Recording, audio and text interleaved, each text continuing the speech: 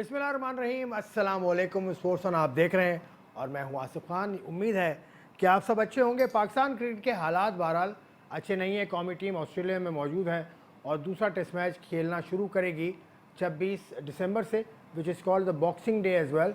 वो एक अलग कहानी है कि बॉक्सिंग डे इसको कैसे कहते हैं, क्यों कहते हैं, लेकिन इसका बॉक्सिंग से बहरहाल कोई ताल्लुक नहीं है, ये मैं आपको बता दूँ। लेकिन पाकिस्तान को जो मसाइल हैं, फिटनेस मसाइल बहुत ज़्यादा हैं। फास्ट बॉलर्स अनफिट हो गए। पाकिस्तान का फास्ट बॉलर खुरम शहजाद जो अपना पहला ही टेस्ट मैच खेल रहे थे, वो ज़ख्मी होकर बाहर हो गए। न सिर्फ इस अगले टेस्ट मैच से बल्कि ऑस्ट्रेलिया के इस दौरे से वो बाहर हो गए। क्या वजह है? इतना अच्छा परफॉर्मर जिसने फ़र्स्ट क्लास में बहुत अच्छी परफॉर्मेंस दी, ऑस्ट्रेलिया जाके इंजर्ड क्यों थे? और ये पहले बॉलर नहीं है। इससे पहले सुहेल खान हों, नसीम शाह हों, जो भी बॉलर्स हों। सुहेल खान का मैंने नाम इसलिए लिया, वो भी ऑस्ट्रेलिया के दौरे पर ज़ख्मी हुए थे। तो ज़ख्मी क्यों होते हैं ऑस्ट्रेलियन सरफेस पे जाके लड़के? ये हमारा आज का ख़ास मौजू है। उसके अलावा पाकिस्तान हॉकी टीम में एक तब्दीली आई है। तारिक मसरूर बुख्ती साहब अब पाकिस्तान हॉकी फेडरेशन के सदर हैं। इससे पहले खालिद सजाद खोकर थे, उनको हटा दिया वज़ीर आज़म पाकिस्तान अनवर काकड़ साहब ने, और अब नोटिफिकेशन के ज़रिए बुख्ती साहब आ गए हैं पाकिस्तान हॉकी फेडरेशन के नए सदर।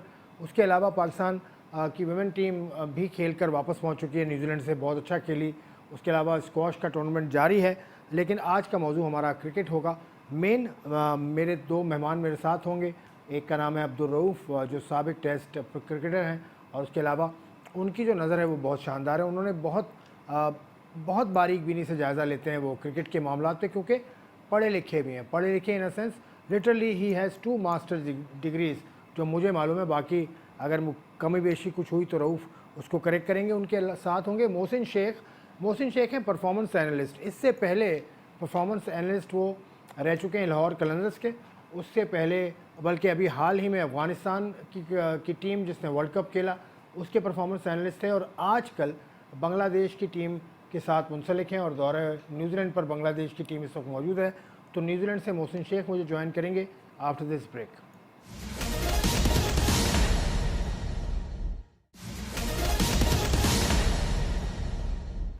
इंट्रोडक्शन में मैंने आपको बताया था कि हम किस मौजू पर आज बात करेंगे। मौजू बड़ा अहम है। पाकिस्तान के खिलाड़ी जो ऑस्ट्रेलिया में इंजरी का शिकार हो रहे हैं, फिर पाकिस्तान की जो प्रिपरेशंस है टेस्ट मैचेस के लिए, वो भी इतनी कोई अच्छी नहीं है।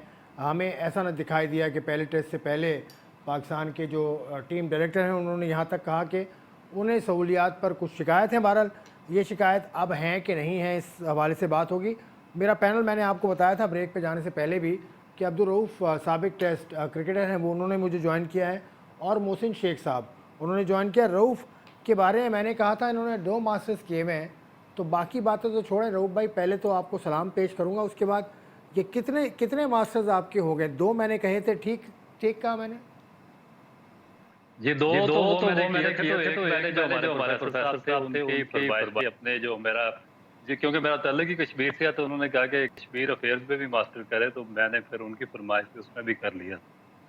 तो अब आपके पास 3 मास्टर्स हो गए हैं। और ये डिग्रीज़ किसी काम भी आती हैं? किसी हवाले से सोचने में आपको मदद देती हैं या आपको दूसरों से मुमताज़ करती हैं किसी हवाले से? पाकिस्तान में तो कोई नहीं करती है, क्योंकि पाकिस्तान में तो डिग्रीज आपको पता है कि ये रेडियो पे ही काम आती है चने बेचने। चलें, अभी बात को आगे बढ़ाऊंगा। मोहसिन शेख साहब परफॉर्मेंस एनालिस्ट हैं। मैंने आपको बताया था कि लाहौर कलंदर्स के साथ इन्होंने काम किया, कराची किंग्स के साथ भी किया, अफ़गानिस्तान के साथ हाल ही में काम किया, और अब बांग्लादेश की टीम के साथ है। पाकिस्तान क्रिकेट बोर्ड के साथ आपने काम किया है मोहसिन शेख साहब? अस्सलाम वालेकुम। और आपके सुनने वालों को भी। जी, मैंने पाकिस्तान में काम किया 2 साल, 2006 एंड 7 में मैं आया था पाकिस्तान। तो उसके बाद फिर बस एक एक्सपीरियंस बहुत अच्छा था प्लेयर्स के साथ। और जो मैंने वहाँ पे रिलेशनशिप्स बनाए उनका तो मुझे बहुत मज़ा आया, उसका एन्जॉय किया मैंने। और उसके बाद फिर बाकी एक्टिविटीज़ में रहा, फिर आईपीएल हुआ, उसके बाद बिग बैश और क्वींसलैंड के साथ, न्यू साउथ वेल्स के साथ, उनकी स्टेट टीम्स के साथ किया, ऑस्ट्रेलिया के साथ किया, ऑस्ट्रेलिया ए के साथ किया, और फिर अभी लास्ट 2 इयर्स मैंने अफ़गानिस्तान के साथ किया काम, और अभी रिसेंटली मैंने जॉइन किया है बांग्लादेश को। तो वो एक जर्नी जो है वो पाकिस्तान से जाने के बाद वो कंटिन्यू रही, लेकिन ये है कि वो इंडिया से होते हुए ऑस्ट्रेलिया के अंदर तो पहले भी कर रहा था, तो ऑस्ट्रेलिया के अंदर ओवरऑल 20 साल हो गए सिस्टम में। और अभी जैसे अभी लास्ट 2 साल अफ़गानिस्तान के साथ था और अभी रिसेंटली इस न्यूज़ीलैंड सीरीज़ में मैंने बांग्लादेश को जॉइन किया। रऊफ़, आपका इनके साथ वाबस्तगी रही है मोहसिन शेख साहब के साथ, क्योंकि इन्होंने जो टाइम बताया 2006 का, उस वक्त तो आप भी एक्टिव थे। उस वक़्त पाकिस्तान की नेशनल अकेडमी में था मैं, तो ये भी पाकिस्तान आए थे काम करने के लिए। तो काफ़ी ज़्यादा इनके पास एक्सपीरियंस भी है, नॉलेज भी है, एजुकेशन भी है और मेरा ख़्याल है कि बड़ा अच्छा इन्होंने यहाँ पर भी काम किया था। मगर अनफॉर्चुनेटली यहाँ पे कुछ सेटअप इस किस्म का है कि ये एडजस्ट नहीं कर सके, क्योंकि कुछ लोग थे, एक ही शहर के, बल्कि लाहौर के ही थे, एक ही क्लब के, वो कोई पीएनटी था, तो उसकी मोनोपोली थी इन लोगों की आपस में। तो ये फिर बाहर के जो कोई अच्छे पढ़े-लिखे लोग आते थे, उनको काम करने नहीं देते थे। तो मेरा ख़्याल है कि शायद थोड़ा-सा ये प्रॉब्लम हुआ, तो ये वापस चले गए। मगर इन्होंने इनके पास बहुत क्वालिटी वर्क था, नॉलेज था, एजुकेशन भी थी इनके पास और विज़न भी था। और अगर ये पाकिस्तान की अकेडमी में ये काम करते, तो पाकिस्तान के जो यंगस्टर हैं, उनके लिए बहुत अच्छा होता। नहीं, यंगस्टर पाकिस्तान के लिए अच्छा होता, यकीनन होता, लेकिन पाकिस्तान में भी ऐसे लोग हैं जो आगे नहीं आते, उनमें आप सर फहरिस्त हैं। मुझे याद है राशिद लतीफ़ का मैंने इंटरव्यू किया था कुछ महीने पहले, तो उन्होंने आपका नाम लिया था रऊफ़, कि आपने आइडेंटिफाई किया था मोहम्मद आसिफ के अंदर कोई फ्लॉ, शायद आपने आइडेंटिफाई किया था। सही की बात क्या है? देखिए, वो मुझसे मुलाकात हुई थी राशिद भाई से, तो वो बात कर रहे थे फ़ास्ट बॉलिंग पे, क्योंकि जब भी उनसे मुलाकात होती है तो इस इश्यू पे बात चलती रहती है फ़ास्ट बॉलिंग पे। तो वो उनके बायोमैकेनिक्स पे बात कर रहे थे, तो मैंने उनको बताया था कि वो आसिफ वो नेचुरल हैं, क्योंकि पाकिस्तान में एक तो जो ग्रास रूट है उस पे हमें ऐसी जो सरफेस है वो मिलती नहीं है प्रॉपर। बाद जगह पे एक ही जगह पे काफ़ी बच्चे वगैरह बॉलिंग कर रहे होते हैं, तो वो गड़े वगैरह पड़े होते हैं, अनबैलेंस सरफेस होती है और वहाँ पे फिर बचने के लिए जो माइनर स्लाइटली एडजस्टमेंट होती है, वो फास्ट बॉलर्स करते हैं। कुछ जो स्टंप्स हैं उनके पास चले जाते हैं, जिस तरह मोहम्मद आसिफ के केस में हुआ कि उनको किसी ने बायोमैकेनिक एक्सपर्ट या किसी प्रोफेसर या किसी बड़े आदमी के साथ उन्होंने काम नहीं किया। मगर फॉर्च्यूनेटली कि जो चीज़ें एक सरफेस की खराबी की वजह से उनके बायोमैकेनिक्स बिल्कुल सीधे हो गए, विकेटों के पास चले गए। इसी तरह बदकिस्मती से ये जो खुर्रम शहजाद के केस में हुआ कि इनका भी यही सेम सिनेरियो होगा जब इन्होंने बचपन में बॉलिंग की होगी, मगर ये स्टंप से 2 फुट अवे चले गए और फिर आपने देखा कि इनका करियर किस तरह थ्रेटनिंग हुआ। तो हम इस इश्यू पे बात कर रहे थे, तो मेरा ख्याल है कि उन्होंने फिर शायद इसी मौज़ू पे आपसे बात की हो। अच्छा, ये खुर्रम शहजाद पे मैं आता हूँ दोबारा। मोहसिन शेख का व्यू पॉइंट ले लूँ। खुर्रम शहजाद के एक्शन में मोहसिन शेख साहब, आपको क्या नज़र आता है जो थ्रेटनिंग, जैसा रऊफ़ ने लफ्ज़ इस्तेमाल किया, what is threatening in his bowling action? देखिए, एक चीज़ जो यहाँ पे हम लोग ख़ास तौर पे ऑस्ट्रेलिया में बहुत ज़्यादा उसके ऊपर फ़ोकस होता है, वो ये है कि आपका सारा मोमेंटम जो है when you are running in from top of your mark, या आप जब फिनिश कर रहे हैं आपका एक्शन, वो आपका टुवर्ड्स द टारगेट होना चाहिए। तो आपका जो सारा मोमेंटम है, वो सारा जैसे बॉडी का ज़ोर लगता है क्रीज़ के ऊपर, जब आप अपना एक्शन फिनिश करते हैं, पॉइंट ऑफ इम्पैक्ट जब आपका फ्रंट फुट लैंड करता है, पॉइंट ऑफ रिलीज़, आपका सारा मोमेंटम जो है वो आपका टारगेट की तरफ हो। तो जब आप एक मोमेंटम की तरफ जाते हैं, तो फिर उसमें ये होता है कि आपकी इंजरीज़ का जो बॉडी के बायोमैकेनिक्स है वो एक स्ट्रेट लाइन में रहता है, उससे आपकी बॉडी इम्पैक्ट जो है वो बर्दाश्त करती है, तो इंजरीज़ का आपका चांसेस कम होते हैं। आप पैट कमिंस की भी एग्ज़ाम्पल ले सकते हैं, जब वो आया था तो उसका भी एक्शन मिक्स्ड एक्शन था। तो आपको याद होगा साउथ अफ्रीका में उसने जब डेब्यू किया, उसके बाद एकदम से वो इंजर्ड हुआ, 2 साल के लिए वो बाहर हो गया। तो उसने काफ़ी काम किया अपनी अलाइनमेंट के ऊपर, और उसके बाद से जब से वो वापस आया है, तो अभी आप देख लें वो कितना इम्पैक्ट है उसका।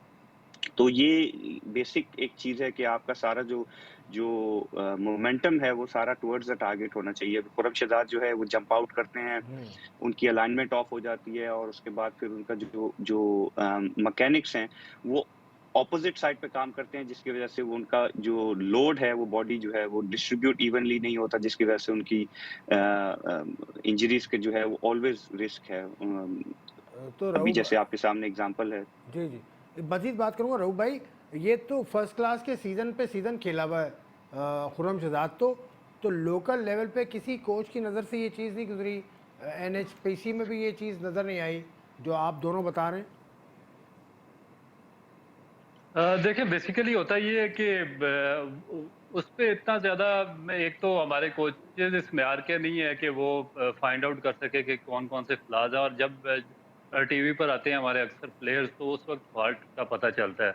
दूसरा उनके पास बेसिक एजुकेशन नहीं है, और फिर जो सबसे ज़्यादा जिस चीज़ पे मैं फ़ोकस कर रहा हूँ, एम्फसाइज़ कर रहा था काफ़ी अरसे से, कि जब आप रीजन्स में या अंडर 19 लेवल पर कोचिंग भेजें तो वो आपके बहुत ही काबिल लोग होने चाहिए। ये आपके मैट्रिक फेल पास इस लेवल पर गुज़ारा नहीं कर सकते।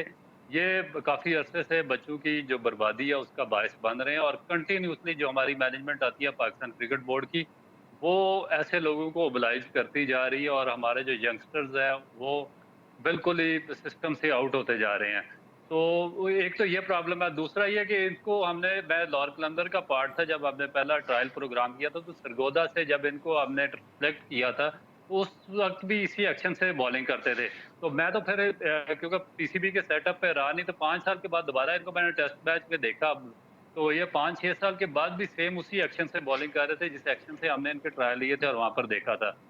अब इनका प्रॉब्लम क्या है? प्रॉब्लम इनका ये है कि ये जो इनका जब ये जंप लेते हैं तो ये बजाय के जो आपकी स्टंप्स हैं उनकी तरफ जाने के, ये उनसे अवे चले जाते हैं 2 फीट। उसमें ये होता है कि जो इनका जो बैक फुट टो है, वो जब वो लैंड करता है, जो बड़ा बेस पॉइंट होता है किसी भी फास्ट बॉलर के लिए, वो वो पॉइंट आउट करता है टुवर्ड्स फाइन लेग और स्क्वेयर लेग की जानिब। और जो इनका बाजू है जिस पे बॉल होता है, वो इनका हैंड पॉइंट आउट करता है गली और पॉइंट की जानिब। जो इनका लेफ्ट नॉन बॉलिंग आर्म है, वो उनको पुश कर रहा होता है, बल्कि फोर्स कर रहा होता है एक्स्ट्रा कवर की तरफ। तो जो इनका अपर बॉडी पार्ट है, वो इनको पुश कर रहा होता है बाहर की तरफ। जो इनके नीचे वाला लोअर बॉडी पार्ट है, वो इनको अंदर की तरफ पुश कर रहा होता है। जो इनका फ्रंट फुट है, वो फर्स्ट स्लिप की जानिब पॉइंट आउट है।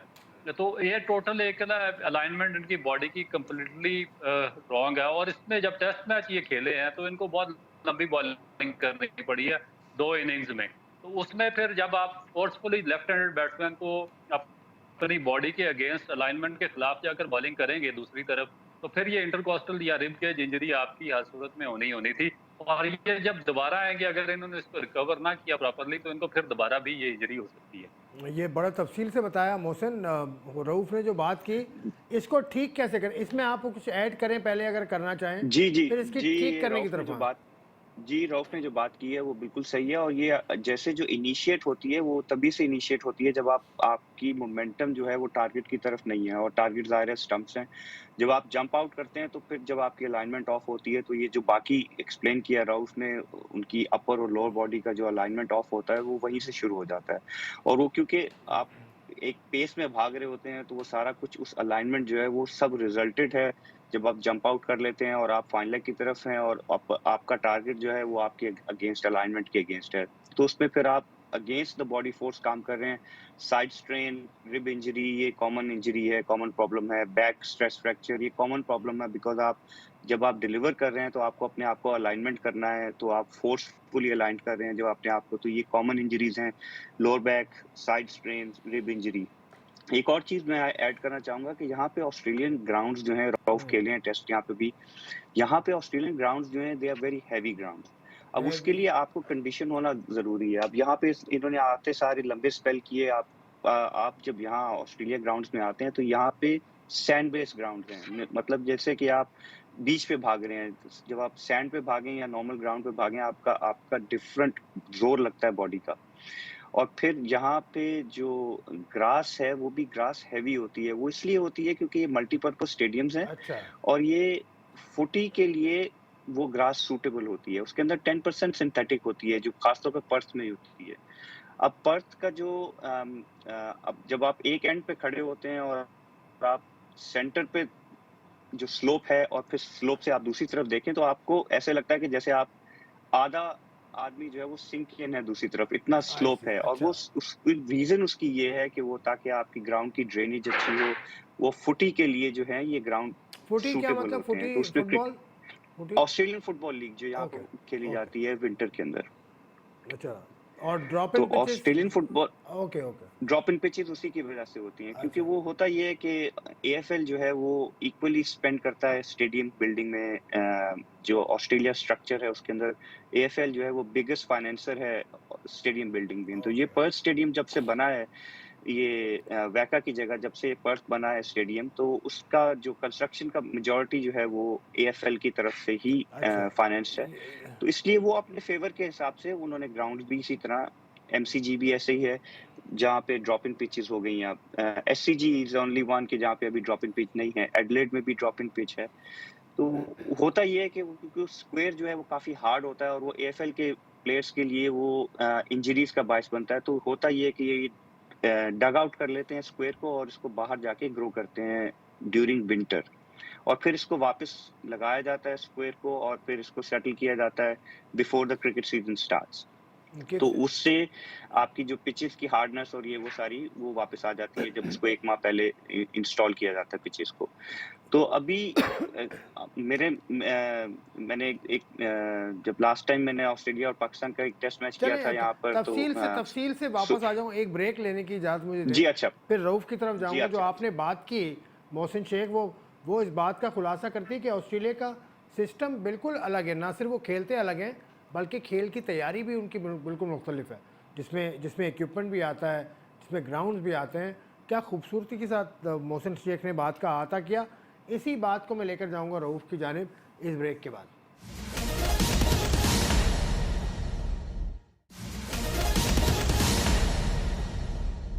प्रोग्राम में खुशामदीद। प्रोग्राम के इससे गुज़िश्ता हिस्से में बात हो रही थी कि ऑस्ट्रेलिया का जो ग्राउंड्स हैं वो बड़े यूनिक हैं एज़ कम्पेयर टू पाकिस्तान। एक तो सिंथेटिक कुछ हिस्सा होता है, कुछ हिस्सा ग्रासी है because of their football league, और स्लोप ग्राउंड का है। बहुत सारी चीज़ें हैं जो रऊफ साहब इफ़ेक्ट तो डालती हैं प्लेयर के ऊपर, और वो नज़र भी आ रहा है।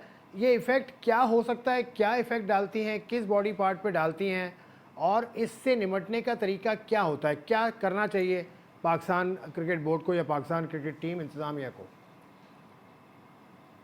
देखिए बेसिकली ये चीज़ें हैं कि ये जो हैवी ग्राउंड्स होते हैं नॉर्मली ये साउथ अफ्रीका में, ऑस्ट्रेलिया में और न्यूजीलैंड में होते हैं, क्योंकि पूरा साल यहाँ पर एक्टिविटीज़ चलती रहती हैं और ये मल्टीपर्पज़ यूज़ होते हैं, जिस तरह मोहसिन शेख बता रहे थे। और इस पे ड्रॉप इन पिचेस भी बेसिकली इसीलिए यहाँ पर लाई गई हैं ताकि कि जब क्रिकेट का सीज़न हो तो उन पर मैचेस वगैरह हो सके, और जब क्रिकेट का सीज़न खत्म हो तो उन पिचेस को सेव कर दिया जाए, और जो बाकी एक्टिविटीज़ हैं जिस तरह फुटबॉल है या रग्बी है, कोई भी दूसरी एक्टिविटी, वो पूरा साल वहाँ पर चलती रहे। अब उसमें होता क्या है कि ये ग्राउंड होते हैं, इसमें ये बहुत ज़्यादा हैवी हो जाते हैं हमारे, क्योंकि ग्राउंड होते हैं उसमें सिर्फ एक ही गेम होती है। जो क्रिकेट की ग्राउंड में सिर्फ क्रिकेट ही खेली जाती है, तो वो इतने ज़्यादा सॉफ्ट या हैवी नहीं होते, तो उस पे हमें इतना ज़्यादा स्ट्रगल नहीं करना पड़ता। मगर जब बाहर जाते हैं तो उसके लिए फिर जो तैयारी ये है कि आपको यहाँ पर काफ़ी ऐसे अच्छे पावर ट्रेनर्स आजकल हैं, क्योंकि जब तक आप पढ़े लिखे लोगों की तरफ नहीं जाएंगे आपको पता नहीं चलेगा कि आपने बाहर जाकर किस किस्म की ट्रेनिंग करनी है।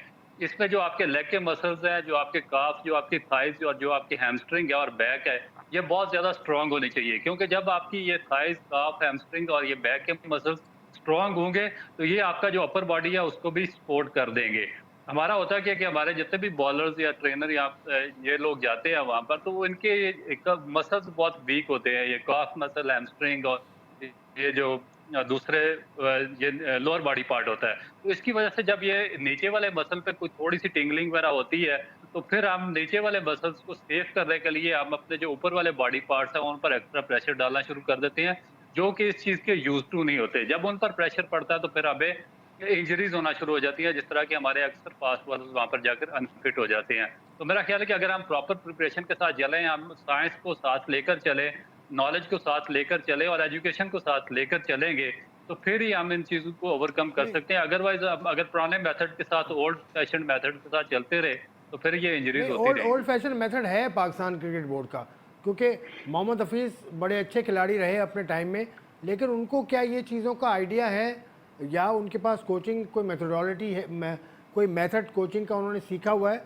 ये भी तो एक पॉइंट है रऊफ साहब। देखिए ये पॉइंट इसलिए है कि आपकी जो यूनिवर्सिटीज़ है, आपने जो स्पोर्ट्स साइंसेस का सब्जेक्ट किस लिए पूरी दुनिया में चल रहा है, इस पे पीएचडी क्यों करवाई जाती है, इसमें एमफिल क्यों करवाया जाता है, इस पे एमएससी क्यों करवाई जाती है? क्योंकि आप जो लेटेस्ट टेक्नोलॉजीज़ आती हैं स्पोर्ट्स में, जो लेटेस्ट साइंस है, आप अपनी गलतियों को मिनिमाइज़ कर सकें, आप अपनी इंजरियों को मिनिमाइज़ कर सकें, आप जो अपना एफर्ट है उसको मिनिमाइज़ कर सकें और मैक्सिमम रिजल्ट आप उससे ले सकें। मगर हमारे वही ओल्ड फैशन देखें कि एक कोच आता है, वो सबको कहता है साइड डाउन हो जाओ, वो जो फ्रंट ऑन होते हैं, जो मिक्स होते हैं, वो भी साइड डाउन हो जाते हैं। दूसरा आता है, वो कहता है आप सब फ्रंट ऑन हो जाओ, जो साइड डाउन होते हैं मिक्स वाले, उनको भी फ्रंट ऑन होना पड़ता है। किसी कमर चली जाती है, किसी का हैमस्ट्रिंग चला जाता है, किसी का नी खराब हो जाता है। तो हम वही 1970-80 वाली ओल्ड फैशन उसी चीज़ों से चल रहे हैं। हमने अभी तक अपनी जो गलतियां हैं उनसे सीखा नहीं है। हमने मिनिमाइज नहीं किया, हमने साइंस को इसमें इस्तेमाल नहीं किया। हमें नहीं पता कि देखिए आजकल पावर हिटिंग हो रही है, तो आपको नहीं पता कि आपने किसी टारगेट पे किसी चीज़ को फेंकना तो कौन से ज़ाविये से फेंकेंगे, किस बहुत डिग्री पर फेंकेंगे तो वो मैक्सिमम दूर जाएगी, और अगर उसको मैक्सिमम हाइट पे फेंकेंगे तो वो इतनी ज़्यादा दूर नहीं जाएगी। तो ये जब तक आपके पास कोई फिज़िकल जो फिज़िक्स के एक्सपर्ट्स नहीं है, जो साइंटिफिक बुनियादों पर काम कर सकें, तो फिर आप उसी तरीके से कभी कोई टेस्ट क्रिकेटर आ जाएगा, मैंने इतने मैच खेले हैं, मुझे कोच लगा दो। किसी की सिफारिश है जी कि मुझे कोच लगा दो, कोई मैट्रिक फेल आ जाएगा, मुझे कोच लगा दो। तो वो बेचारे जो ये हमारे यंगस्टर हैं, उनका बेड़ा गर्क तो करते रहेंगे। ये तो नीचे सतह पे होना चाहिए ना। अब यूसुफ साहब जो है अंडर 19 के हेड कोच हैं, उनके साथ उमर रशीद हैं, उनके साथ रेहान रियाज हैं, उनके साथ मसरूर हैं। तो ये नीचे के लेवल पर तो ठीक हैं, नीचे के लेवल पर परफॉर्मेंस के हिसाब से कोचिंग का तकर्रुर आपके ख्याल में ठीक है? आसिफ भाई, नीचे ही तो बेड़ा गर्क हो रहा है। देखें ना, जब तक आप नीचे पे बेस अपने प्लेयर्स की स्ट्रांग नहीं करेंगे, क्योंकि जब आपने किसी जिस तरह पूरम शहजादा 5-6 साल पहले इनके सिस्टम में आया, तो 5-6 साल पहले इनको चाहिए था कि अगर ये नीचे से आया ना, तो नीचे अगर इस पर काम हुआ होता तो ऊपर इसको इस तरह एक टेस्ट के बाद इसको अपनी कैरियर के इस थ्रेटनिंग मोड पर ना खड़ा होना पड़ता।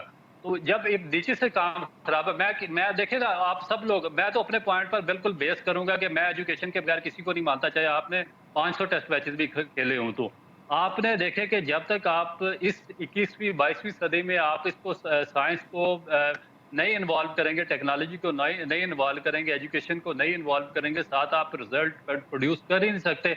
आप चलाते रहे फिर उसी तरीके से पकड़ पकड़ के, जी उसने 100 मैच खेले, उसने 150 मैच खेले हैं, तालीम उनकी है नहीं, उनको पता नहीं किस तरीके से किसको ठीक करना है और किस तरीके से किसको मैनेज करना है। तो इसका मतलब है कल फिर अब नई टेक्नोलॉजी साइंस की आएगी तो हम उसको घर में नहीं लेकर आएंगे, हम कहेंगे तो हमने तो वही ब्लैक एंड व्हाइट पुराना टीवी देखना है, क्योंकि हम तो उसी के यूज में वाह हैं। वाह। तो हमारा ये फिर सिस्टम सारा उसी पे चल रहा है। चलें, ये अच्छी बात की, इसकी दो मिसालें भी मिलती हैं। दुनिया के दो जो बड़े जो कोच, एक तो गुजर गए, बॉब वुडमर, वो भी इतने बड़े कोई खिलाड़ी नहीं थे, और उसके अलावा माइक हेसन जो है न्यूजीलैंड के, वो भी एक कोच हैं जो जो खेले नहीं लेकिन उनका कोचिंग में नाम है। आप तो उन्हीं के मुल्क में हैं मोहसिन शेख साहब। ये हेसन जो इस्लामाबाद यूनाइटेड के साथ भी आजकल कोचिंग कर रहे हैं, ये खिलाड़ी नहीं है बड़े, लेकिन क्यों ये इतने बड़े कोच माने जाते हैं? देखिए, जैसे बॉब के साथ मेरा इंटरेक्शन करने का बहुत अच्छा मौका रहा। 2 साल जब मैं पाकिस्तान में था तो बॉब नेशनल टीम के साथ थे, तो वो अकेडमी में ही रहते थे, तो उनके साथ अच्छी कॉन्वर्सेशंस रही।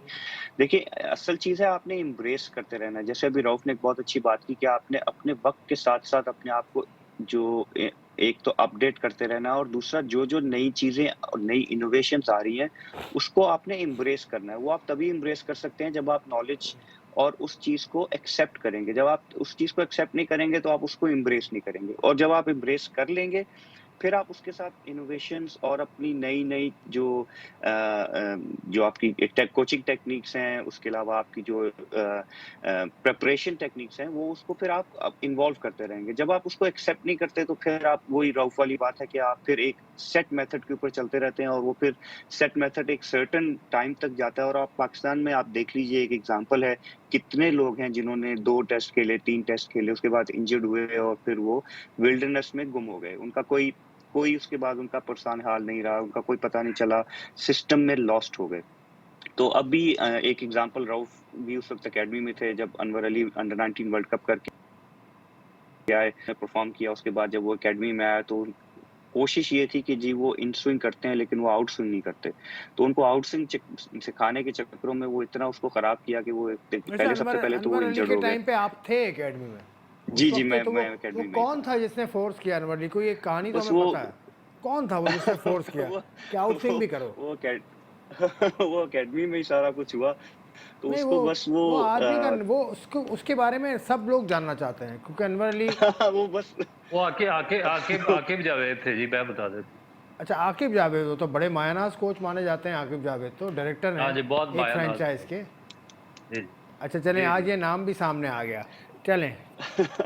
तो इस तरह ये बात वहीं चली जाती है कि जब तक आप नए चीज़ों को एम्ब्रेस नहीं करेंगे, आप अपनी इन्फॉर्मेशन नॉलेज बढ़ाएँगे नहीं। अभी जैसे पर्थ की एग्ज़ाम्पल मैं अब दोबारा आपको ले रहा हूँ। अब हाइब्रिड ग्रास है पर्थ में, that is different to MCG. MCG में कूच ग्रास है, कूच जैसे ये ग्रास दोनों होती है जो दोनों का बड़े डिफरेंस ही पत्ते बता वाली। दें। डिफरेंस ही बता दें। दोनों का डिफरेंस ये है कि जो हाइब्रिड ग्रास है उसमें 10% जो है वो सिंथेटिक होता है, बाकी 90% नेचुरल ग्रास होता है। ये हाइब्रिड है, अच्छा। ये इसकी सरफेस। अब जो एमसीजी है वो कुश्त है, वो नॉर्मल है ग्रास, लेकिन जैसे पाकिस्तान में छोटे पत्ते वाला घास होता है, यहाँ पे बड़े पत्ते वाला घास होता है। अब रऊफ खेले में सारे ग्राउंड्स में, तो ये देखें आपको रऊफ, मैं एक्सप्लेन यहाँ कर बात सकते हैं। काट रहा हूँ थोड़ी सी, रऊफ इसको शायद मुझे वाउच करेंगे। कोयटा पाकिस्तान का एक शहर है कोयटा, वहाँ का बुकटी स्टेडियम है, उसकी जो पिच के ऊपर जो ग्रास है उसका जो ब्लेड है वो 6 इंच का है, ये मुझे वहाँ के क्यूरेटर ने बताया, जिसकी वजह से वहाँ पिच टूटती नहीं है और one of the best pitches in Pakistan, मैं अपने एक्सपीरियंस से बता रहा हूँ आपको। जी, वो जहाँ पे भी कूच्ड ग्रास होगी ना, वो आपकी बेस को वो जोड़ के बाइंडिंग करती है ना, वो बेसिकली तो वो बाइंडिंग उससे होने से आपकी पिच टूटती नहीं है जल्दी। लेकिन वो जो बात मैं ग्राउंड आउटफील्ड की कर रहा था, उसमें आउटफील्ड में ये है कि ये डिफरेंट ग्राउंड्स जो हैं वो डिफरेंट कंडीशंस लेके चलते हैं। तो वो बात वही आ जाती है कि जब आप इस चीज़ को एम्ब्रेस करें कि स्पोर्ट्स साइंस हाँ, इज़ अ ये science that is actually a knowledge that gives you a bit of a prior information. वो आप जब तक उसको एम्ब्रेस नहीं करेंगे, तो फिर आप उसको लेके चल नहीं सकते। फिर आपके लिए मुश्किल हो जाता है सारी चीज़ों को एक्सेप्ट करना। तो जब आप एक चीज़ को एक्सेप्ट नहीं करते, तो फिर ज़ाहिर है आप उसको उसका ऑपोज़िट यही है कि आप उसको रिजेक्ट कर देते हैं। बिल्कुल। तो उसमें फिर आप फिर उसमें अपनी जितनी भी अपनी एक्सपीरियंस नॉलेज लगा लीजिए, लेकिन ये कि वो जो रिक्वायर्ड नॉलेज है वो तो आपने नहीं लगाई। बिल्कुल। अब पर्थ की एग्जांपल है, उसका मैं विश करता हूँ कि वो जल्दी से जल्दी रिकवर करे और जल्दी से जल्दी वो वापस टेस्ट एरिना में आए। उसकी कितनी तारीफ लोगों ने की है, वो क्योंकि उसकी इस सीरीज से तो अ, बाहर हो गया वो, खुर्रम शहजाद। जी, जी, वो सीरीज़ से तो अनफॉर्चुनेटली बाहर हो गया, लेकिन ये कि टेस्ट एरिना में उसका वापस आना जो है वो पाकिस्तान के लिए बहुत बहुत अच्छा है, क्योंकि वो एक इम्पैक्टफुल प्लेयर बन सकता है, बिकॉज़ फर्स्ट क्लास में उसने परफ़ॉर्म किया, उसकी काफ़ी चीज़ें जो हैं वो अच्छी हैं, तो ये स्विंग सही, है उसके ये पास। ठीक हो सकता है? इज इट अ बिल्कुल, क्यूरेबल बिल्कुल, बिल्कुल। थिंग? एब्सोल्युटली 100%, लेकिन ये है कि आप इसको मुकम्मल तोड़ ना दें ना, जो उसकी अच्छी चीज़ें हैं वो उसको साथ रखें, और जो उसकी माइनर फाइन ट्यूनिंग है, जिसमें उसकी अलाइनमेंट जो बेसिक चीज़ है, वो अगर आप उसकी अलाइनमेंट को जो है उसके ऊपर काम करेंगे, उसका जंप इन हो जाएगा इंस्टेड ऑफ जंप आउट हो जाएगा, तो then the rest of the alignment will fall into places. Okay. तो उसका मोमेंटम जो है वो टारगेट की तरफ हो जाएगा, उसकी रिस्ट पोज़ीशन अच्छी है, उसका आउट स्विंग अच्छा है। तो ये सारी चीज़ें, और once the alignment is all in one place towards the target, उसकी पेस में भी इम्प्रूवमेंट आएगी। चलें, जैसे आप उसका सेकंड स्पेल देख लीजिए, थर्ड स्पेल देख लीजिए, उसकी पेस डाउन थी। ठीक है। वो सारी चीज़ें इम्प्रूव हो जाएँगी। ठीक है, दूसरे टेस्ट की तरफ आते हैं रऊफ भाई। अब दूसरा कोई बॉलर आपको ऐसा लग रहा है कि उस वो भी इंजर्ड हो सकता है? क्योंकि शाहीन अफरीदी हम देख रहे हैं, ही हैज़ बिन अनईजी काफ़ी अरसे से, और उसको ये प्रॉब्लम हो सकती है आपके ख्याल में, खुदा ना खास्ता?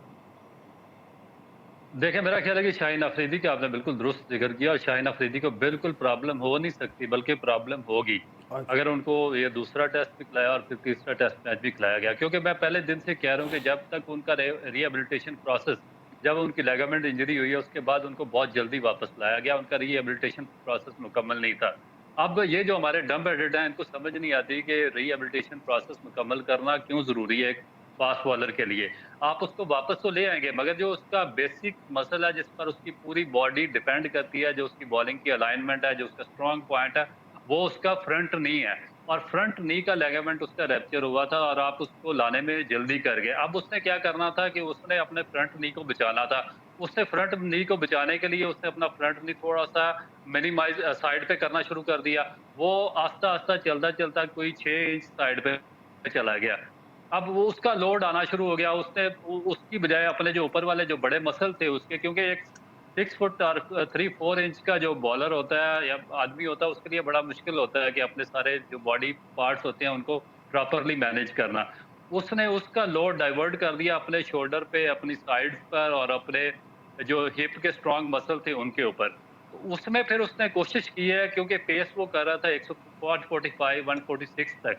उसने नीचे वाले, अब वो कोशिश करता उसी पेस के साथ बॉलिंग करने की, मगर जो उसका डिस्टर्ब हो गई है लाइन, बॉडी की अलाइनमेंट, उसकी वजह से अब वो स्ट्रगल कर रहा है और वो अपने जो पेस जनरेट करने की कोशिश कर रहा है अपने शोल्डर के साथ, अपनी बैक के साथ और तेज रन अप के साथ। हालांकि जो इस तरह का नी डोमिनेंट बॉलर होता है जिस तरह शाहीन अफरीदी है, उनको तेज रनअप की जरूरत नहीं होती है, उनको सिर्फ अपने बायोमैकेनिक और अलाइनमेंट सीधी करने की जरूरत होती है, जो कि बदकिस्मती से हमारे जो ये लोग हैं, इनकी नाअहली की वजह से उनके खराब हो गए और अब उनकी पेस 145 से नीचे आकर 132 तक स्टक हो गई है।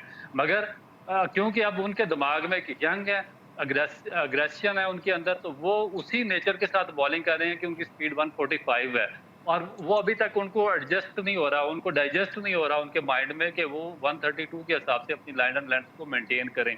मगर जब तक वो 132, 133 के हिसाब से अपनी लाइन एंड लेंथ को मेंटेन नहीं करेंगे, वो इसी तरह उनको रन्स कंसीव होते जाएंगे और उनके लिए आगे मुश्किल से मुश्किल बढ़ती जाएगी। तो आप देखते हैं कि पाकिस्तान का क्रिकेट बोर्ड, क्योंकि इन लोगों ने करोड़ों अरबों रुपया खर्च किया, जो कोचिंग स्टाफ था, जो इन्होंने भर्ती किए हैं अपने रिश्तेदार या जो दूसरे इनके लोग थे, देखते हैं उनको किस नहीं, तरीके से हैंडल करते हैं जिनको या भर्ती किया है वो उनको तो वापस लाने में कामयाब जिनको हो। भर्ती किया था इससे पहले, ग्रांट ब्रैडबर्न, मिकी आर्थर, वो तो बैठे हुए ऐसी फ्री में तनख्वाह ले रहे हैं। अब ये नई भर्तियां हैं।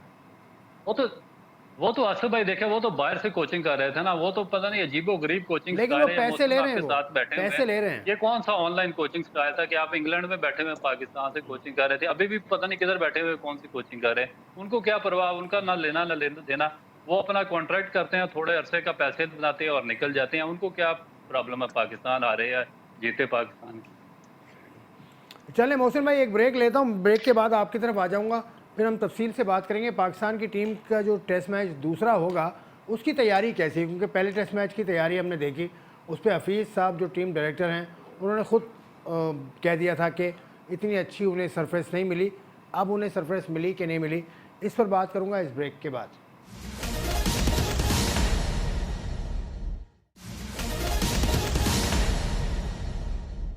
प्रोग्राम में एक मरतबा फिर खुशामदेद। अब मैं बात थोड़ी सी आगे बढ़ाता हूँ। दूसरा टेस्ट मैच जो शुरू होने जा रहा है 26 से, उसके लिए शाहीन अफरीदी जिस मसाइल का शिकार है वो बताया, रऊफ़ ने बताया। लेकिन मोहसिन भाई, आप क्योंकि ऑस्ट्रेलिया में रहते हैं, आपको पिचेस का मयार पता है। अभी जो पाकिस्तान ने इस टेस्ट मैच से पहले जो साइड मैच खेला, उसकी पिच और जो पर्थ की पिच है उसमें कुछ फ़र्क तो नहीं है? हफीज़ साहब शिकायत तो नहीं करेंगे? जी देखिए, ये भी टोटली डिफरेंट है। जंक्शन ओवल जो है ये पर्पस बिल्ट स्टेडियम है, स्टेडियम नहीं है, बेसिकली हेड ऑफिस है ये विक्टोरिया क्रिकेट का। तो जंक्शन ओवल जो है ये एक it's not a drop in pitch. अब यहाँ पर जो जो आउटफील्ड और पिच की कंडीशन है टोटली डिफरेंट है एमसीजी के साथ। इसी तरह कैनबरा में जब ये खेले, कैनबरा में तो 4 डे क्रिकेट होती नहीं है, तो वहाँ पर ज्यादातर T20 क्रिकेट होती है जहाँ थंडर खेलती है। एक ही टेस्ट मैच हुआ है, तो एक ही टेस्ट मैच वहाँ हुआ है 2019 में। जी, वो भी तभी हुआ था क्योंकि वो वर्ल्ड कप के लिए उन्होंने प्रोटेक्ट करनी थी बाकी ग्राउंड्स। तो वो टेस्ट मैच भी श्रीलंका को इन्होंने दिया था, वो कोई इतना इफेक्टिव नहीं था क्योंकि फ्लैट पिच है वहाँ पर, वो बिल्कुल वहाँ पर ना बॉल मूव करता है, ना बॉल सीम करता है, ना इतना बाउंस है वहाँ पर। तो बैटिंग से आपको अंदाजा हो गया होगा जब शान ने 200 किया, वो बिल्कुल फ्लैट पिच था। तो जंक्शन ओवल भी जो है ये एमसीजी से बहुत मुख्तलिफ है। एमसीजी अर्ली डेज है, अभी पिच ड्रॉप इन पिच है, वहाँ पे एक दो मैचेस हुए हैं शील्ड के, और उसमें बॉल जो है वो मूवमेंट ली है बॉल ने, और ग्रास है पिच के ऊपर। अभी जो लास्ट मेरी वहाँ पे मेलबर्न में मेरे दोस्तों से बात हो रही थी जो क्रिकेट में ही है, तो वो यही बता रहे थे कि अभी ये पिच भी जो है ये अच्छा बाउंस लेगी, लेकिन ये है कि थोड़ा सा फेवर करेगी बैटिंग को। तो इस लिहाज से अगर देखा जाए तो दोनों जो प्रैक्टिस मैचेस जो दोनों मिले पाकिस्तान को, वो टोटली डिफरेंट कंडीशंस के मिले जो इनको टेस्ट मैच की कंडीशंस मिलेगी। इनको बेहतरीन जो पिच सूट करेगी पाकिस्तान को, वो एससीजी की पिच सूट करेगी, जहां पर आज सिडनी सिक्सर्स का मैच भी हुआ एडलेड के साथ। तो वो ग्राउंड भी इनको सूट करेगा क्योंकि वो भी क्रिकेट के लिए, इनके लिए पाकिस्तान की कंडीशंस के लिए बेहतर है। स्पिन पिच मिल सकता है वहां पर इनको, थोड़ा सा फ्लैट पिच मिलेगा जो कि इनके लिए थोड़ा सूटेबल होगा। लास्ट टाइम जब पाकिस्तान टेस्ट मैच जीता था तो वो भी एससीजी में जीता था। मुशीबाई ने 5 आउट किए थे, शेन वॉर्न ने 5 आउट किए थे। तो वो की बात है, 1994। जी 1994 बिल्कुल 1994। वो लास्ट टाइम वही टेस्ट मैच जो एससीजी में ही जीते थे, और एक और टेस्ट मैच जो एससीजी में वो भी विनिंग पोजीशन में आए थे, वो भी एससीजी के अंदर ही आए थे। 2010 की बात है शायद। तो जी हाँ, सिडनी टेस्ट, हाँ, तो बड़ा मशहूर है, वो सूट, बड़ा मशहूर जी सिडनी जी टेस्ट। जी उसके बाद वो पाकिस्तान, सूट करेगा थोड़ी सी पाकिस्तान को। मैं भी मालूमात दे दूँ, उसके फ़ौरन बाद उस ओवर में मोहम्मद यूसुफ कप्तान थे। पाकिस्तान को जीतने के लिए 170 रन चाहिए थे, पाकिस्तान की टीम आउट हो गई थी। वो पाकिस्तान की टीम जब पाकिस्तान वापस पहुंची तो उसकी इंक्वायरी बिठा दी थी पाकिस्तान क्रिकेट बोर्ड के उस वक्त के चेयरमैन ने, और बहुत सारे प्लेयर्स को तंबी हुई थी, कुछ को फ़ाइन हुए थे, कुछ को बैन कर दिया गया था इनडेफिनेटली, और फिर वापस आ गया सब कुछ। जी मोहसिन भाई। जी, तो वो बात को कंटिन्यू वहीं से कर रहा हूँ कि सिडनी जो है वो इनको बेसिकली सबसे ज़्यादा सूट करेगा। वो ड्रॉप इन पिच नहीं है, वो सेटल पिच है वहाँ पर, आउटफील्ड भी अच्छी है और इनको बेस्ट सूटेड वही सूट करेगा एससीजी। चलें, कंडीशंस के लिहाज से एमसीजी जहाँ पे अभी जंक्शन ओवल में ये मैच खेले हैं, 2 उसमें रोज़ा कंडीशन मैच है, मुख्तलिफ, उसमें कंडीशन उसमें मुख्तलिफ। कंडीशन मुख्तलिफ। रऊफ भाई ये बताइए कि जी, बिल्कुल। रऊफ भाई ये बताइए, मोहसिन शेख ने बताया कि इससे पहले कैनबरा में मैच था, उसके बाद पर्थ में मैच, जो मैच हुआ पर्थ में वो मुख्तलिफ पिचेस थी उसके ऊपर, और यहाँ पर भी ऐसी सूरत हाल है कि एमसीजी में जो मैच होने जा रहा है उससे मुख्तलिफ है जहाँ प्रैक्टिस मिल रही है। ये प्रैक्टिस के जंक्शन ओवल, ये प्रैक्टिस के जो वेन्यूज़ हैं इनका इंतखाब करना पाकिस्तान क्रिकेट बोर्ड की काम है अगर, तो ये कौन इंतखाब करता है कि इतना कंट्रास्टिंग जगहों पर मैचेस होते हैं? देखिए मेरा ख्याल है कि इनका इतना कोई प्लान्ड चीज़ नहीं होती। अगर कोई क्रिकेट बोर्ड काफ़ी अच्छे से काम कर रहा हो और वेल ऑर्गेनाइज क्रिकेट बोर्ड हो तो वो पहले चले जाते हैं। आपने देखा होगा कि जब पाकिस्तान में इंग्लैंड या ऑस्ट्रेलिया या न्यूजीलैंड की सीरीज थी तो उनका एक वफद पहले ही आ गया था पाकिस्तान के टूर पर। वो अपना सारे ग्राउंड्स को विजिट करते हैं, फिर वो अपना बैलेंस करते हैं, फिर अपनी टीम के लिए मैचेस वगैरह, साइड मैचेस और टेस्ट मैचेस का इंतखाब करते हैं कि फलाने वेन्यू पर होने चाहिए, और उसके बाद फिर वो अपनी टीम को वहाँ पर भेजते हैं। हमारा देखें कि ना सारा ना पाऊंगा, ना किसी ने देखा, ना कोई गया ना आया। वहां पर जाके पता चला आज इस ग्राउंड पर मैच है, उधर मैच खेलेंगे, उधर चले गए, उधर ग्राउंड चले गए। तो अब ये फिर आधा तीतर आधा बटेर इसी तरह चलता है। जिस तरीके का हमारा क्रिकेट बोर्ड है उसी तरीके से आगे हमारे साथ वो दूसरे कंट्रीज ट्रीट करते हैं और हमारे मैचेस उसी तरीके से करते हैं। तो ये मेरा ख्याल है कि अनफॉर्चुनेटली कह सकते हैं आप इसको। मतलब पाकिस्तान की फास्ट बॉलिंग से हमने शुरू किया था, लेकिन अब क्रिकेट बोर्ड की बातें हो रही है। क्रिकेट बोर्ड के चेयरमैन की रोज़ाना कुछ ना कुछ ऐसी चीज़ आ जाती है जो एम्बेरसमेंट का बायस बनती है। अभी हाल ही में आई उनकी ऑडियो लीक, तो आप उनके टेन्योर को कैसा देख रहे हैं ज़का अशरफ साहब के, और क्या आप समझते हैं कि इनको कंटिन्यू करना चाहिए? रऊफ साहब देखिए वो तो एंड ऑफ द डे कहेंगे मैं तो 3 दिन 4 वहाँ के लिए आया था, तो मेरा इसमें क्या कसूर? मैं तो पार्ट टाइम आया था, ना मैं कोई डिसीजन ले सकता था, ना मैं कोई बड़ी अपॉइंटमेंट कर सकता था। अरे बड़ी अपॉइंटमेंट भी करते जा रहे हैं, सारी तो हो गई अपॉइंटमेंट, सारी कर दी। उसके बाद जूनियर टीम के साथ अपने वो भतीजा के भांजा उसको भी लगा दिया एज ए बॉलिंग कोच, और सारे अपॉइंटमेंट करके बाद में कहेंगे मैंने क्या किया। कौन भांजा? रेहान रियाज की बात कर रहे हैं, रेहान रियाज बॉलिंग कोच। हाँ बिल्कुल बिल्कुल बिल्कुल, बॉलिंग कोच, उसको इनको कोई नहीं मिला और उसको लगा दिया इन्होंने यहाँ पर। तो बस इस तरीके से ये वो सिस्टम चला रहे हैं, क्योंकि बेसिकली तो ये सब लोग आते हैं अपने अपने रिश्तेदारों को ऑब्लाइज करने के लिए, यहाँ पर ऑब्लाइज करते हैं और निकल जाते हैं। बेसिकली जो पैटर्न इन चीफ है उनके पास अगर टाइम है तो उनको इस चीज़ का नोटिस लेना चाहिए कि पिछले साल नवंबर से मेरा ख्याल है कि आपकी अडाक पे चल रहा है सारा सिस्टम, आपकी कमेटी खेल रहे हैं, और पाकिस्तान की क्रिकेट 70-80 साल से पाकिस्तान मेन स्ट्रीम में है, 2 वर्ल्ड कप जीत चुका, बड़ा स्टैब्लिश क्रिकेट बोर्ड है, और उसको हमने बिल्कुल रोलिंग स्टोन बनाकर 9 पर लाकर छोड़ दिया। जिस तरीके के हमने ब्लंडर एशिया कप में किए, हमारा एक बॉलर जख्मी हुआ, हमारी पूरी टीम नेट आउट। आप जैसे लोग आगे क्यों नहीं आते रहो भाई? आप हो गए, मोहसिन शेख चले गए मुल्क से तो आपको कोई ऑफर हुई? अभी ऑफर तो आपको हुई हो चुकी है पाकिस्तान क्रिकेट बोर्ड से। कभी आपने सुना है कि वो अब मैं सारी जिंदगी मैं करप्शन के खिलाफ रहा हूँ और आपने 2 दफा जिसको जेल हुई हो उसको कहेंगे कि आप उसके अंडर काम करना शुरू कर दो? अब इस तरह के ये लोग इन्होंने रखे हुए सिस्टम के अंदर, तो मैं इनके साथ किस तरीके से काम कर सकूंगा? भाई अगर मुझे वैल्यू नहीं देनी तो कम अज कम मेरी एजुकेशन को वैल्यू देंगे तो मेरा जैसा बंदा आएगा। आप वो एक जायल से लोग आते हैं बाहर से, उनको पता ही नहीं है किसी चीज का, कोई ऑस्ट्रेलिया का, कोई इंग्लैंड का। एक तो इतनी बुरी तरह कम्प्लेक्स की मारी हुई हमारी ये कौम है कि बाहर से अगर कोई किसी का रंग सिर्फ गोरा और वो वहां से आ जाए तो उसको ये सर पे बिठा लेते हैं, उसको पता नहीं क्या कुछ दे देते हैं, और यहाँ पे अपना इनका जितना मर्जी कोई इंटेलेक्चुअल हो उसको ये पूछते ही नहीं है। तो ये सारा इनका जब तक कम्प्लेक्स इस कॉम के अंदर से नहीं निकलेगा, फिर दूसरा कम्प्लेक्स इन पे वो सीनियर प्लेयर्स का है, वो कोई वीडियो शॉप की दुकान से उठ के आया, कोई दर्जी की दुकान पे वो टेस्ट मैच अपने नेचुरल टैलेंट पे खेल गए हैं काफ़ी ज़्यादा क्रिकेट। तो उसके बाद भाई अगर आपने इस शोबे में मैनेजमेंट में आना तो आपके पास मैनेजमेंट की डिग्री होनी चाहिए, अगर आप स्पोर्ट्स कोचिंग में आना तो आपके पास स्पोर्ट्स साइंसेज की डिग्री होनी चाहिए, सिंपल इज दैट। और ये इनके दिमाग से कम्प्लेक्स उसका नहीं निकलता कि उसने फलाने टेस्ट के लिए वो बड़ा सीनियर है, उसने ये किया हुआ, और ये आस्ता आस्ता आस्ता जिस तरह हॉकी इन्होंने बर्बाद की, स्क्वाश का बेड़ा गर्क किया, एथलेटिक्स का ख़त्म की, फुटबॉल को इन्होंने रोलिंग स्टोन बनाया, इसी तरीके से अब आस्ता-आस्ता वो क्रिकेट को उसी तरफ लेकर जा रहे हैं। चलें मोहसिन शेख साहब आपकी तरफ आता हूँ। ऑस्ट्रेलिया में जो सेटअप है क्रिकेट का वो कैसा है? क्योंकि पाकिस्तान में कुछ अर्सा पहले तक ऑस्ट्रेलिया का सिस्टम ही कॉपी किया था, पाकिस्तान ने कोशिश की थी कॉपी करने की। जी देखें, हो नहीं सकता, प्रैक्टिकली पॉसिबल नहीं है। जो यहाँ की ऑस्ट्रेलिया की आबादी है, जितने यहाँ पे लोग क्रिकेट खेलते हैं और जितना पाकिस्तान में पॉपुलेशन और जितने लोग परसेंटेज ऑफ पॉपुलेशन क्रिकेट खेलती है, वो प्रैक्टिकली पॉसिबल नहीं है उसको आप उस तरह मिरर करें। लेकिन ये है कि आप ग्रास रूट से लेके अगर आप क्रिकेट के ऊपर, जैसे रऊफ ने भी पहले बात की, अगर आप ग्रास रूट से लेके क्रिकेट को सीनियर मैनेजमेंट, सीनियर टीम तक लेके आते हैं, तो उसके अंदर आपको ये देखना है कि आपका पाथवे क्या है।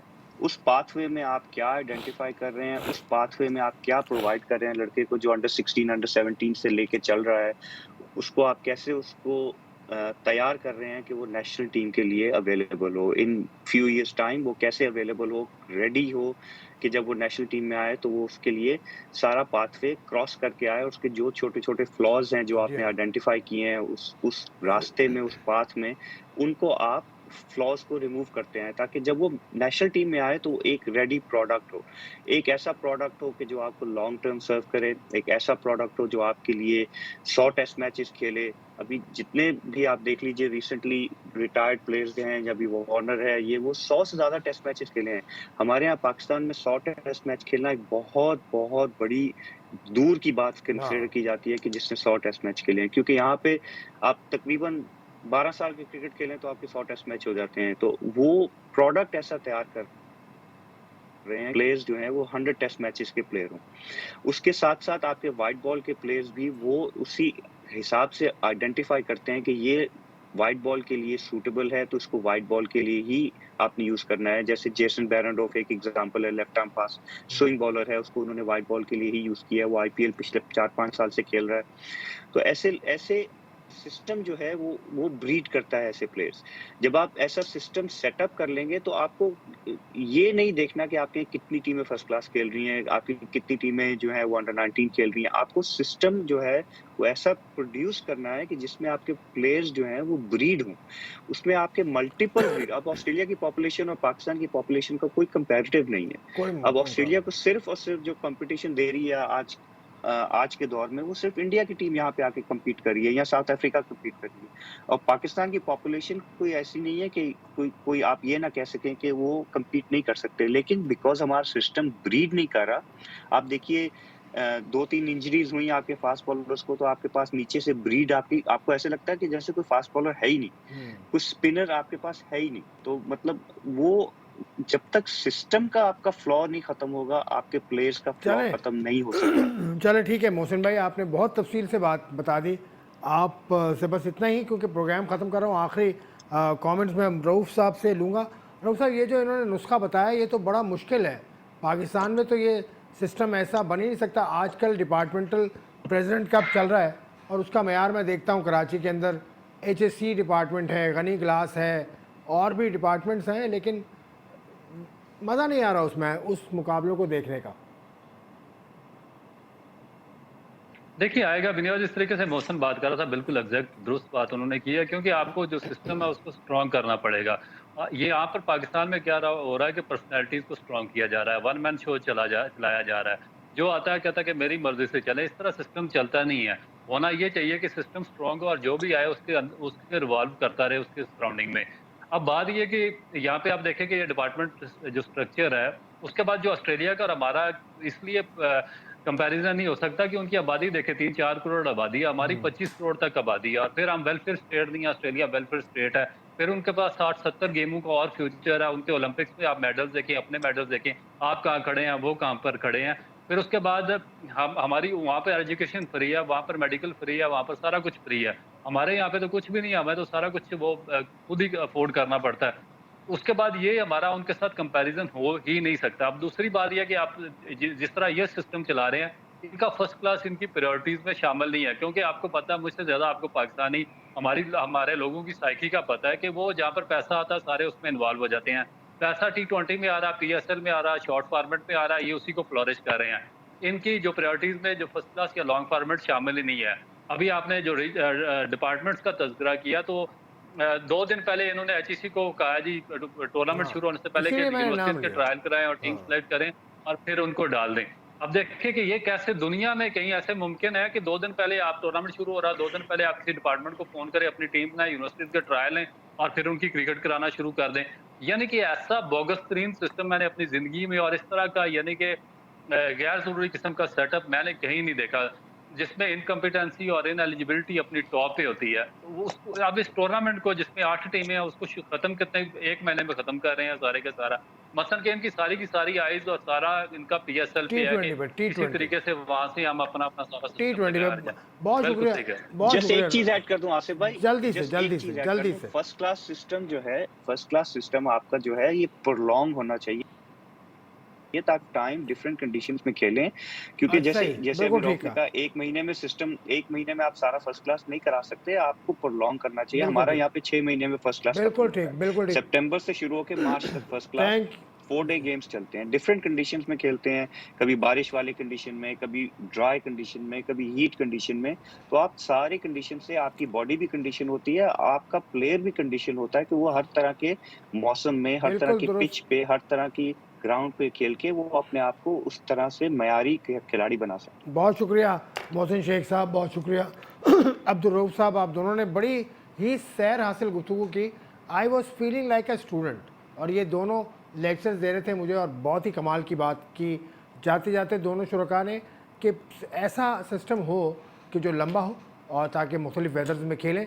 पाकिस्तान में ऐसा नहीं होता, पेशावर में टेस्ट मैच या फर्स्ट क्लास के मैचेस नहीं होते, उसके अलावा इस्लामाबाद के कुछ ग्राउंड्स में अब होने लगे हैं। पिंडी में ज़्यादातर फर्स्ट क्लास होती है, लाहौर में होती है, या फिर कराची में होती है, या फैसलाबाद में कुछ हो गया तो हो गया, लेकिन यही रीजन्स हैं। कोयटा या बलूचिस्तान इतना बड़ा रीजन है और इतना खूबसूरत मौसम वहाँ होता है, क्योंकि मेरा ख़ुद वहाँ जाना होता है, मैंने ख़ुद अपनी आंखों से वहाँ की पिच भी देखी है।